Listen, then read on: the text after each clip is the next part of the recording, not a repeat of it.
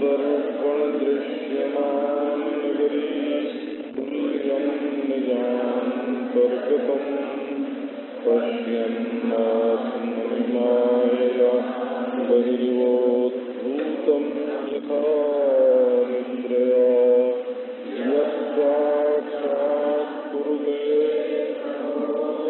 समये स्वात्मानमेवाद्वयम् तस्मै श्रीगुरुमूर्तये नमोऽहं श्रीदक्षिणामूर्तये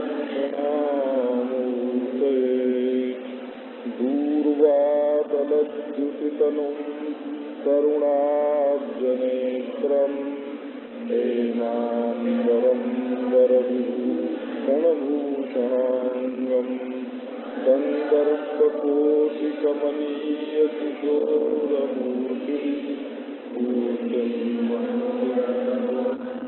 भज जानकीहम्। ॐ शान्ति शान्ति शान्ति।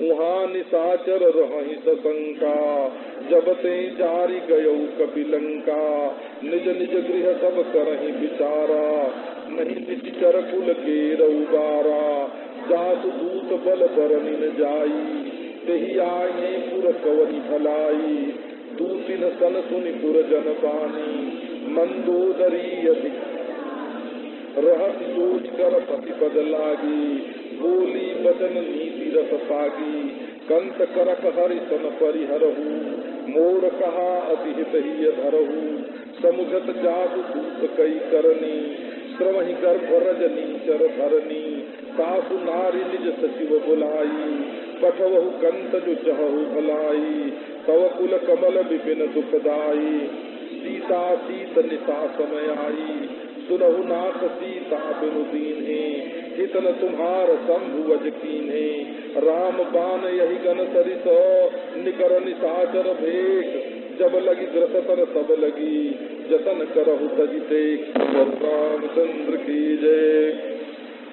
अब वहाँ गोस्वामी जो पहले सुनाया था ना कि रामचंद्र जी के साथ यहाँ बोलते हैं या भक्त के साथ यहाँ बोलते हैं और रावण और राक्षसों का वर्णन करना हो तो वहाँ बोलते हैं, ये वहाँ का समाचार है। तो वहाँ जो निशाचर हैं वो सशंक रहते हैं। कब से? जब से ये हनुमान जी लंका जला के आए हैं अपने घर में बैठ करके सब लोग सोच विचार करते हैं। सारे गांव में देखो वो ये सनसनी फैल गई है कि अब रावण की रक्षा से हम लोग सुरक्षित नहीं रह सकते। सबके घर में ये विचार हो रहा है। क्या यही तो हनुमान जी करना चाहते थे? सो बिल्कुल हो गया। कहते हैं कि अब निशाचर वंश का उबार नहीं है, अभी बच नहीं सकते। जिसके दूत के बल का वर्णन नहीं किया जा सकता, अगर वो मालिक आ गया लंका में तो हमारी क्या भलाई होगी। यही बात हनुमान जी ने सबके मन में बैठाई। सबका हृदय हार गया हो, सबका मनोवैज्ञानिक जो बल है उसका ह्रास हो गया। यही तो कर गए। अब महाराज दूती जो हैं, जैसे रावण के दूत होते थे वो किया, तो रावण तो उतना नहीं रखता था, क्योंकि वो समझता था कि हमारे खिलाफ तो हमारे गांव में कोई बोल ही नहीं सकता। वो तो अपने दबाव से, दबदबे से सबको दबाए रखता था। पर मंदोदरी जो है वो बड़ी बुद्धिमान थी, उसकी दूती थी। वो खुफिया पुलिस जो थी ना, वो स्त्रियों की थी उसके पास। सो उन्होंने गांव में जब ये बात सुनी कि घर घर में ऐसी चर्चा हो रही है, तो उन्होंने आकर के मंदोदरी से कह दिया। ये मंदोदरी जो है ये मय दानव की पुत्री थी और ये बड़ी सुंदरी थी। वो 5 कन्याओं में अहल्या, द्रौपदी, तारा, कुंती, मंदोदरी तथा 5 कन्याओं प्रातः स्मरणीय स्त्रियों में मंदोदरी की भी गणना है। प्रातः इसका मंदोदरी कहने का अभिप्राय क्या है? कृशोदरी। उसका पेट छोटा था। पेट छोटा था माने बड़े पेट की स्त्री को सुंदर नहीं मानते हैं। तो लंका में ये रिवाज तब थी हो रावण के राज्य में कि जो छोटे पेट की स्त्री हो वही सुंदरी मानी जाए। इसीलिए मंदोदरी को उसने अपनी महारानी बनाया था। तो मंदोदरी अधिक कुलानी, मंदोदरी जो है ये 5 कन्याओं में से एक है। पंचकम ना स्मरेत नित्य। माने जब पति से ये अलग होती हैं तो फिर ये कौमार्य अवस्था को प्राप्त हो जाती हैं और फिर इनको विवाह करने का अधिकार रहता है। उसमें अहल्या, द्रौपदी, तारा, कुंती, मंदोदरी, ये पंचकमना स्मरे नित्यम महापातक नाशनम, ये प्रातः स्मरणीय है। तो मंदोदरी को बहुत व्याकुलता हुई। अब उसने सोच लिया कि सभा में अगर हम इनसे कुछ कहेंगे तब तो ये महाराज अपनी हेठी समझेंगे हैं कि ये देखो हमारा तिरस्कार करती है लोगों के बीच में।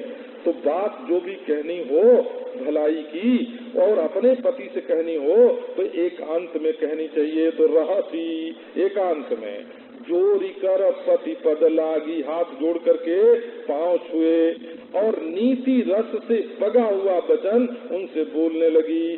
कंत करस हरि सन परिहरहु, हे कंत, हे प्यारे, तुम भगवान के साथ ये जो दुश्मनी है ये छोड़ दो और मेरा कहा हुआ जो है वो अति हित है, इसको हृदय में धारण करो।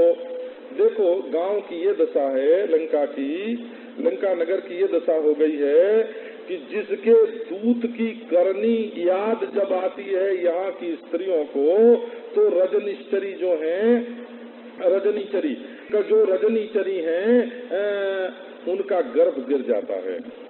तो तुम ऐसा करो कि खुद मत जाओ। हनुमान जी ने तो कहा था कि अंगद जी ने भी कहा कि रावण तुम खुद जानकी को लेकर के रामचंद्र जी की शरण में चलो, लेकिन मंदोदरी बचा के बोलती है।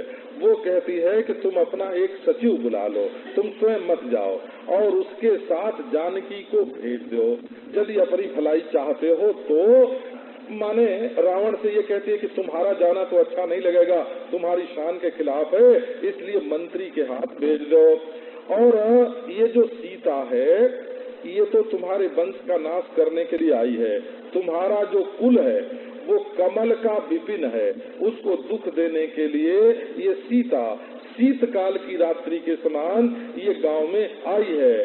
सो स्वामी सुन लो, सीता जी को दिए बिना तुम्हारी भलाई नहीं हो सकती। यदि शंकर और ब्रह्मा जिन्होंने तुमको वरदान दिया है ना वो आकर के फिर से तुमको वरदान दें और तुम्हारी भलाई करें तब भी तुम्हारी भलाई नहीं हो सकती, क्योंकि रामचंद्र के जो बाण हैं वो तो सांप की तरह हैं और ये जो निशाचर हैं ये मेढक की तरह हैं। तो जब तक वो निगल नहीं जाते तब तक अपनी हठ, अपनी जिद छोड़ दो और अपनी भलाई का जो काम है सो कर लो।